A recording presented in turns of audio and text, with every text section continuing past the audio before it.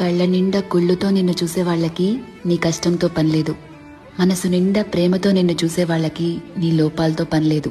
కడుపు నిండా ద్వేషంతో నిన్ను చూసే వాళ్ళకి నీ మంచితనంతో పనిలేదు. గుండె నిండా అభిమానంతో నిన్ను చూసే వాళ్ళకి నీ తప్పొప్పులతో పనిలేదు. రక్తం నిండా కోపంతో నిన్ను చూసే వాళ్ళకి నీ పశ్చాత్తాపంతో పనిలేదు. వీళ్లే కాదు, నీ చుట్టూ ఉన్న ఇంకో 100 మంది నిన్ను 100 రకాలుగా చూడొచ్చు. వాళ్ళందరూ వాళ్ల లోపల ఉన్న ఎమోషన్తోనే నిన్ను చూస్తారు. నిన్ను నిన్నుగా చూడగలిగేది ఆ పైవాడి తర్వాత నువ్వు మాత్రమే.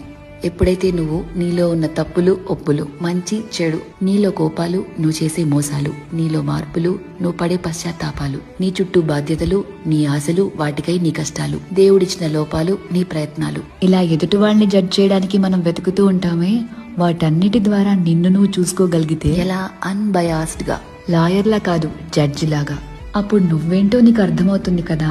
అదే సెల్ఫ్ అవేర్నెస్ అంటే. సెల్ఫ్ అవేర్నెస్ నీకు చాలా ప్రశాంతతనిస్తుంది. ర్యాండమ్ గా ఎవరిని ఏమీ అనలేవు, ఎందుకంటే నీకు తెలుసు ఎవరి తుఫాన్లు వాళ్లకుంటాయి లోపల అని.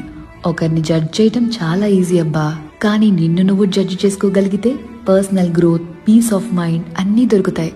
అందుకే నిన్ను నువ్వు తెలుసుకుంటూ ఉండు, బాగుంటుంది.